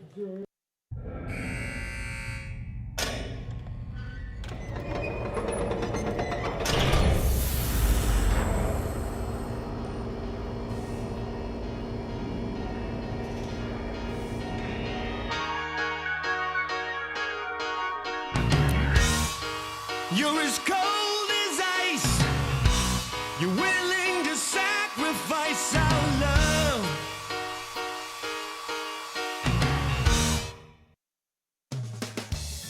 Hickory Prime Barbecue is a proud sponsor of North Georgia Baseball. Hickory Prime offers multiple specials daily, including a barbecue pork sandwich, fries, and a drink for just $8. Winners of multiple national awards, the restaurant offers pork, chicken, beef brisket, ribs, and much, much more. Visit Hickory Prime Barbecue, open 7 days a week, just minutes from the Dahlonega campus of UNG off of Morrison Moore Parkway. And 9-1-2 due up for the Nighthawks in the bottom of the 5th inning, as it is the 5th inning home run inning, sponsored by Hickory Prime Barbecue. If a Nighthawk hits a home run in this inning, 5 lucky fans get a free barbecue sandwich from Hickory Prime. And a prime candidate to do that, going to be leading off for the Nighthawks, Andres Perez. 1 for 1 today, was able to lead off the bottom of the 3rd with a solo home run to left. That was his first home run as a Nighthawk, and it increased the lead to 2-0. Nighthawks 2 runs, 4 hits, no errors so far today. Nova Southeastern, no runs, 2 hits, and no errors. And Perez was down 0-2 in the count in that at bat when he was able to turn around a fastball from Devin Meyer. See if he can have any more success against the righty. First pitch low for ball 1. Meyer has given up 2 runs to the Nighthawks so far today, but fairly solid line. Has scattered 4 hits. As the 1-0 taken for a strike on the outside corner does have 3 strikeouts. They all came in the bottom of the 2nd inning, though. 4 flyouts, 4 groundouts, 3 strikeouts to account for all of the outs so far today. The 1-1 swung on a miss by Perez. The count's going to run to a ball and 2 strikes. And this will be pitch number 64 for Meyer. As a 1-2 Perez. Fastball on the outside corner, going to run the count to 2 balls and 2 strikes. Of the 4 hits, 2 doubles and a homer for Meyer. So Nighthawks really making those hits count today. As a 2-2 on the way, Perez able to hold up, and the ball in the dirt, so the count's going to run to 3 balls and 2 strikes. As the Nighthawks would love to have a runner on as they flip the lineup. Gearhart on deck, Hoover in the hole. As the 3-2 popped up behind home plate, Hernandez, the helmet off, able to make the catch for out number 1. And that's going to bring Gearhart to the plate. 0 for 1 officially, a walk in the 3rd, grounded out to short back in the 2nd inning. Now batting number 14, Devin Gearhart.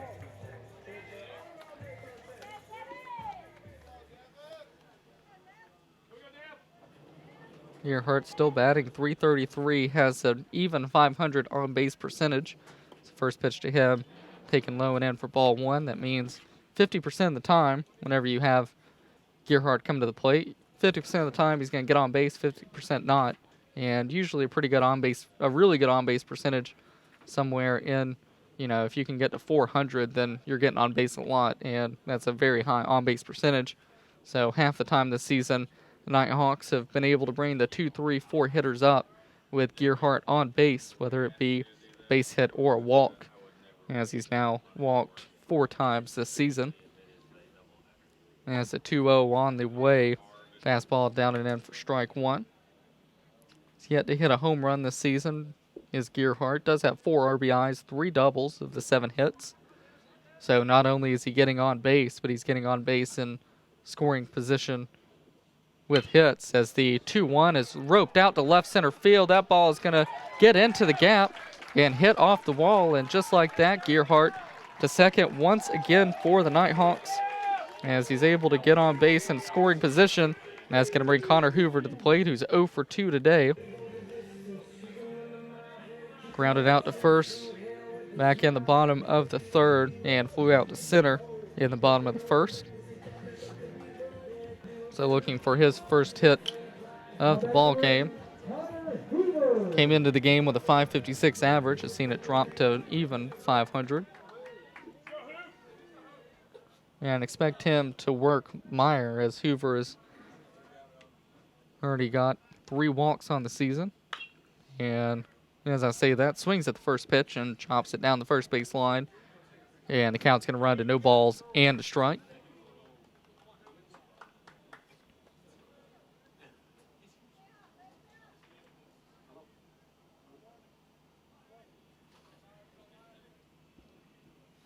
Left-handed Hoover, waiting the 0-1 from Meyer. Checks Gearhart at second, checks again and delivers. 0-1 is outside for ball 1. And the count's going to run to a ball and a strike. So Nighthawks were able to get a leadoff double from Michael Bell last inning, unable to drive him in though. And they will want to take advantage of this opportunity, as the 1-1 is fouled off near the Nighthawk dugout. And the count will run to a ball and 2 strikes now.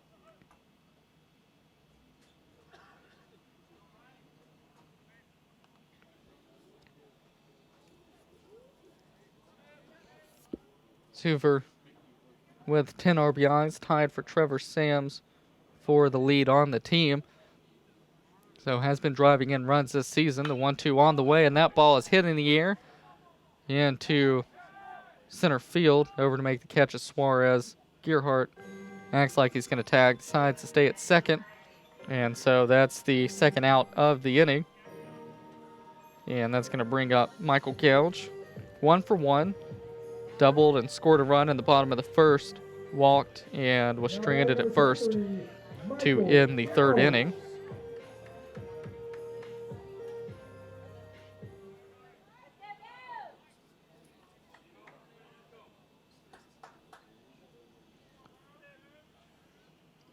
Gouge waits the first pitch of the bat. Fastball outside corner, strike 1.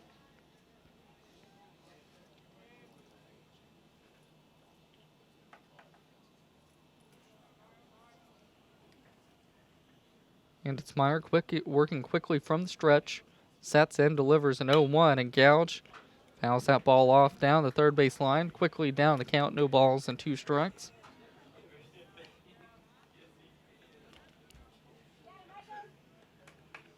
As Gouge has been able to drive in 8 runs from the number 3 hole in the lineup. Also scored 8 runs on the season. As the 0-2 on the way. Swung on and missed at a breaking ball, and that's going to do it for the Nighthawks in the bottom of the 5th inning. So for the second inning in a row, able to get a runner on second, but unable to get him home. At the end of 5, it's the Nighthawks with a 2-0 lead here on the Nighthawk Sports Network. Hand-dipped with real milk is the only way to make a milkshake. You can't trust machines. Now how come? Once I got a machine-made shake from some other place, and it clanked and clunked and spit out a glop into my glass. And do you know what it was made of? Artificial turf? What? No, powder. What? Powder. Chowder. Come in today for hand-dip shakes made with real milk. Only at Steak and Shake. What you've gained as a student will be just as important to you as what you did as a player. As long as you know that you made the effort to do the best of which you're capable, there's no failure. Success on 3. There are over 400,000 NCAA student athletes. and just about all of us will be going pro in something other than sports. Hand dipped with real milk is the only way to make a milkshake.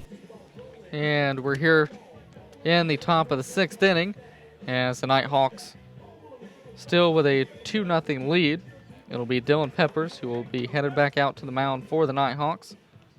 Peppers, 5 scoreless innings so far in the game. 79 pitches. He has only given up 3 base runners, only 2 hits, and a walk. Has struck out 7.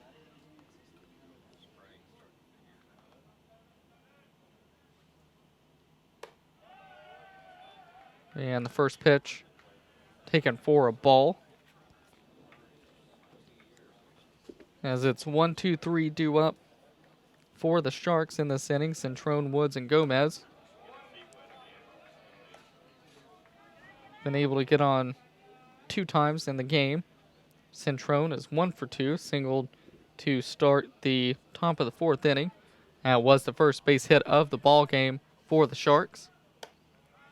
As the 2-0 on the outside corner for strike 1.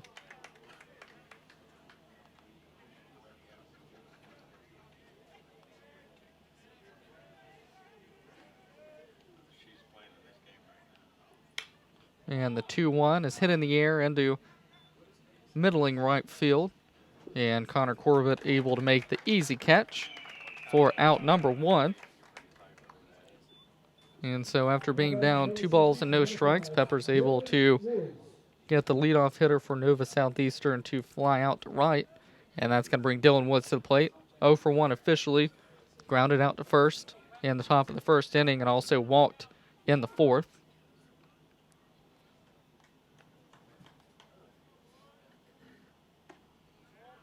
As the first pitch of the at-bat, low for ball 1.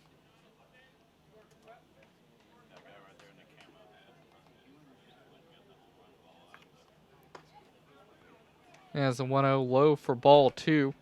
And Peppers, for the second batter in a row, falls behind 2 balls and no strikes.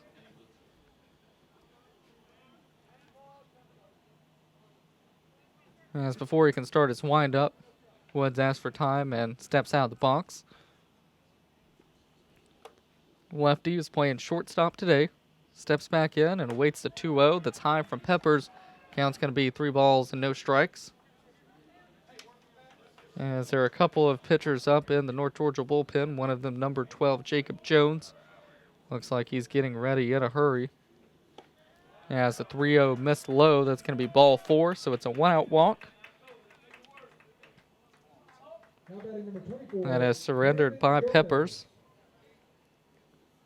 And that's going to bring Brandon Gomez to the plate. 0 for 2, struck out twice. Had runners on first and second and nobody out when he came up back in the top of the 4th inning. But was unable to move the runners over as he struck out. Dylan Peppers would go on to get out of that inning unscathed.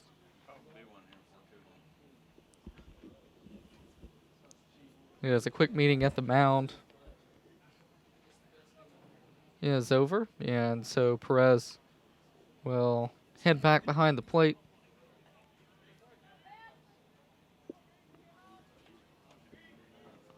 And now time will be called. Michael Holder headed out there. As Peppers into the 6th inning. The most he's pitched this season, of course, his first start. Only went 3.2 innings, so perhaps fatigue a little bit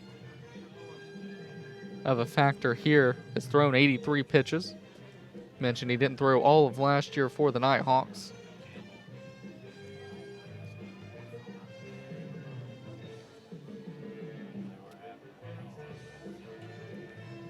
And especially with the 3, 4, 5 hitters due up, don't want to risk anything here, and that'll end the day for Peppers, an unofficial box score, but we'll have the Wendy's call to the bullpen on the other side of this break here on the Nighthawk Sports Network.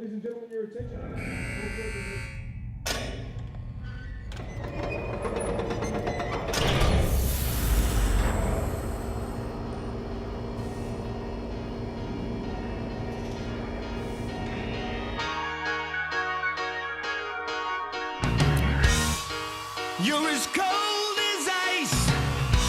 You're willing to sacrifice our love.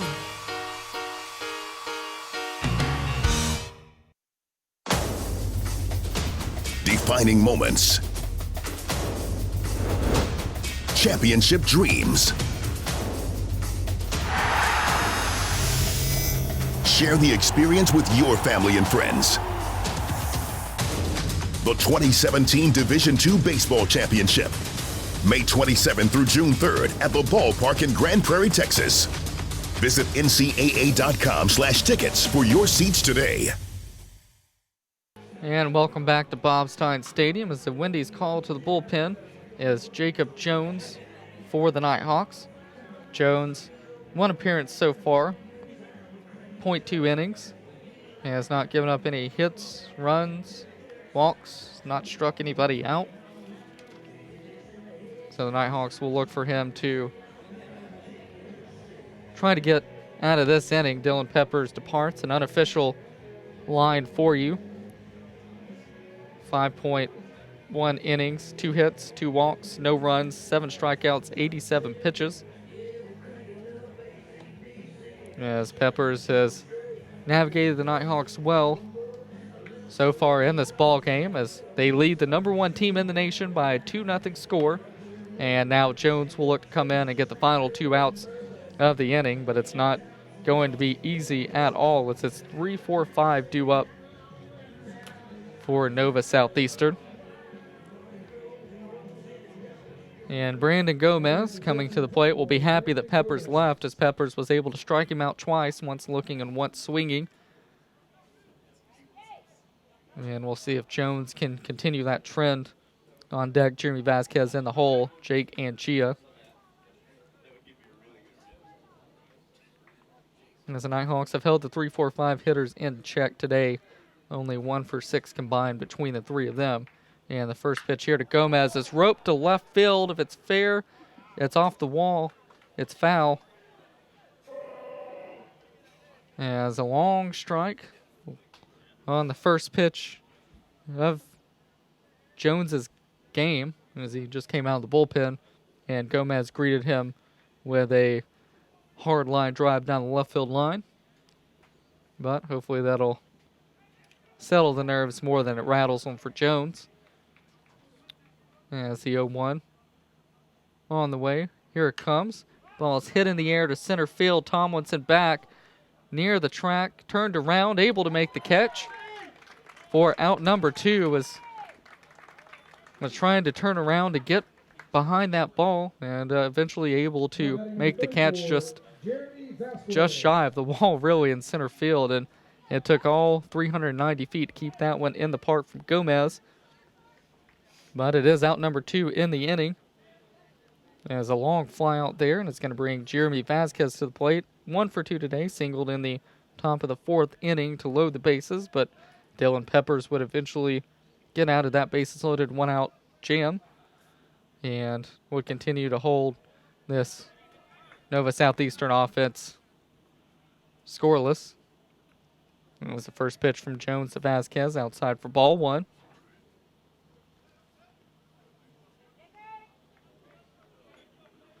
Jones sets and delivers a 1-0.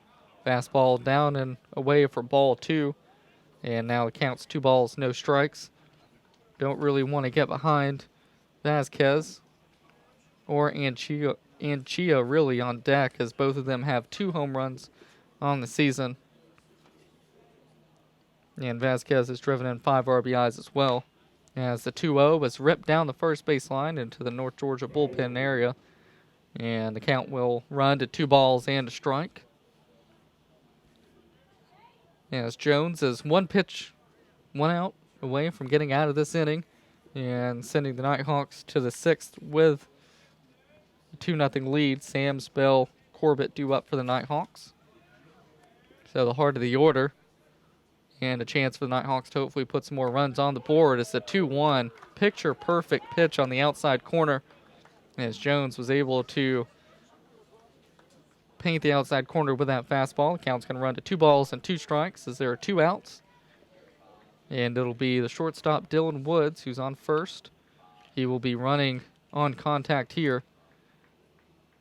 And the 2-2 on the way outside for ball 3. Now Woods will just be running on the pitch as it counts full. 3 balls, 2 strikes, 2 outs. As the Nighthawks lead this one as we're getting late in game 1 of the series. Of course, a 3-game series against the number 1 team in the land here at Bob Stein Stadium. Tomorrow, first pitch will be 1 p.m. and then high noon on Sunday. And the 3-2 on the way. It's hit in the air to center field. Tomlinson on his horse is going to be caught on the track by Michael Gouge. I thought Tomlinson was going to be the one to get over there, but that's the Captain D's catch of the game as Michael Gouge came a long way from his place in left field and able to make a spectacular catch for the Nighthawks, and that's going to end the top of the 6th inning as 2 long flyouts by Jacob Jones gives the Nighthawks a 2-0 lead as we head to the bottom of the 6th here on the Nighthawk Sports Network.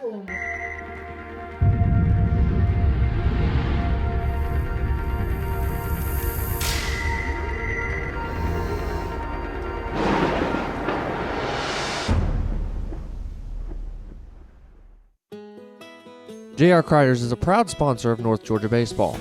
J.R. Kriders sells Southern Tide, Peach State Pride, and many more apparel brands. They also sell men's and women's clothing, as well as Costa sunglasses and accessories. J.R. Kriders is also home to the Yeti Lounge, where you can sit back and relax with snacks and drinks inside the store. Visit J.R. Kriders just off the square in beautiful Dahlonega, Georgia, or on the web at jrkriders.com.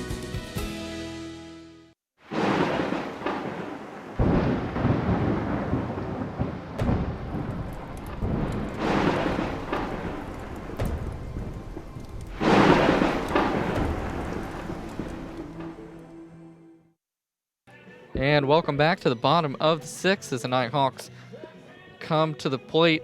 4-5-6 due up in this inning, thanks in large part to the left fielder Michael Gouge, who was able to make a diving catch on the track to end the top of the 6th inning. Would have definitely scored a run, but Gouge able to come through with a spectacular catch, and that's going to give the Nighthawks hopefully a little bit of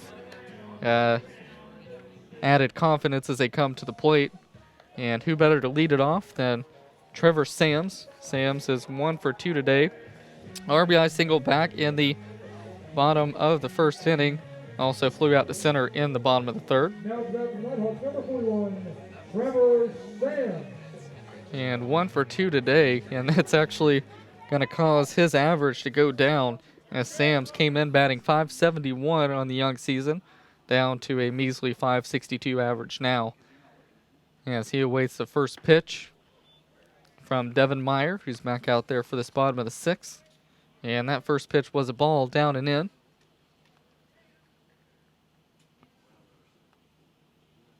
Meyer working quickly.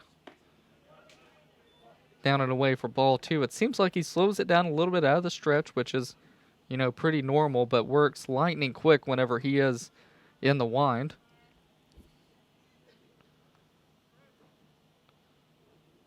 As he delivers the 78th pitch of the ball game.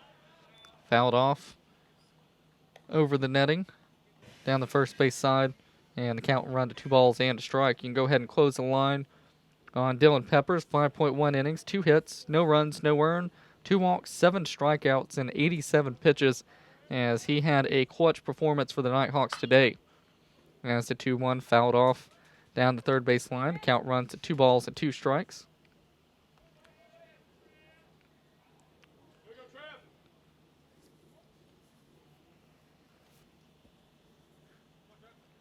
Sam's 9 RBIs, 2 doubles and a triple so far this year.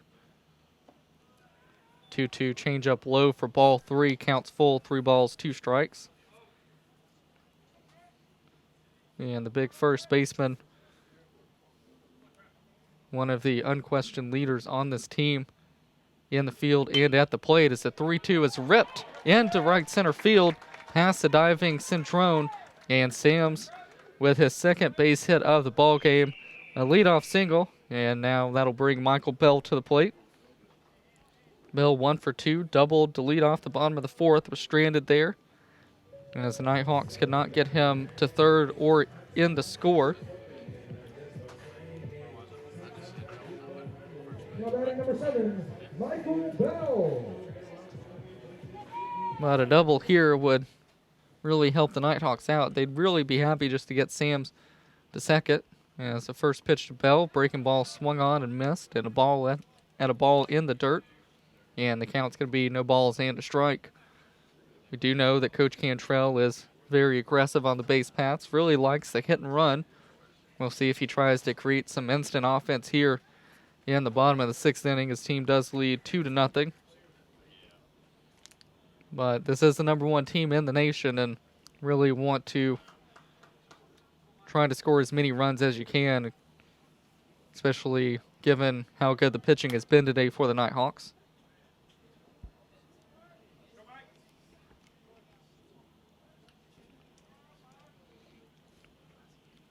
Bell in the box, awaits the 0-1 pitch, and it's on the way, and a ball in the dirt. Sams thought about going to second, wisely back to first. And the count's going to even up at a ball and a strike.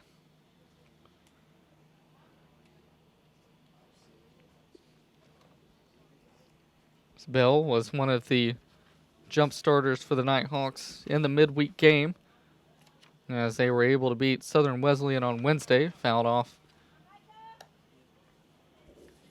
Swung on a miss for strike number 2. Had a 3-run home run that sparked the Nighthawks to a 14-1 win. Nighthawks have scored 50 runs so far on the young season. So the bats really have shown up early and often for the Nighthawks. As a 1-2 breaking ball. Bell knew it. Strike 3. And that's going to be the first out of the inning. It's bring Connor Corbett to the plate. 0 for 2. Strikeout back in the 2nd and grounded out to short in the 4th. Now batting number 25, Connor Corbett. As we knew that they would be a very good offensive team, lost key contributor tied back, but returned just about everybody else and had a couple of key transfers in. Of course, Michael Bell, the second baseman who just struck out, but also Michael Gouge, the 3-hole hitter for the Nighthawks. Both very, very good hitters.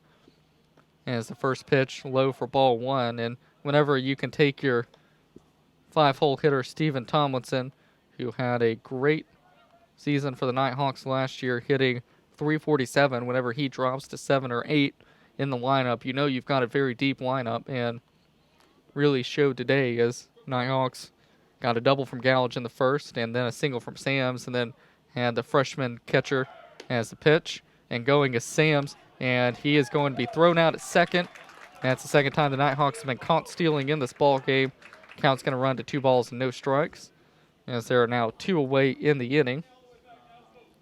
And to continue that thought, whenever you can have a freshman catcher hitting 9th, who's hitting over .333 on the season, hit a leadoff home run in an inning against the #1 team, you know you've got a really deep lineup. As now the 2-0 to Corbett is ripped into left field. Right at Gomez, though. A couple of steps to his left. He's able to make the catch, and that's going to do it for the Nighthawks in the bottom of the 6th inning. Able to get a leadoff single from Sams, but unable to do anything with it. We're going to head to the top of the 7th with the Nighthawks up 2-0 here on the Nighthawk Sports Network. I want everyone to rally behind such a great cause for Make-A-Wish. It's not just for us, and it's not just for the school. It's for the kids that we'll be helping. It's for them. And it's not just raising money for a charity. It's raising money to make this kid's dream come true. I never, still to this day, would have thought that it would have touched me the way that it did that day. To truly say that it was a life-changing moment for myself is true. And I think it was for our program, our team, and our university. It was truly one of the most memorable experiences of my coaching career. You really just see the community come together to make this event special and make it unique. And I think that's one thing that we like to try to brand ourselves with here at UNG is we're unique, and we like to do the special, small things that make children's lives and dreams come true.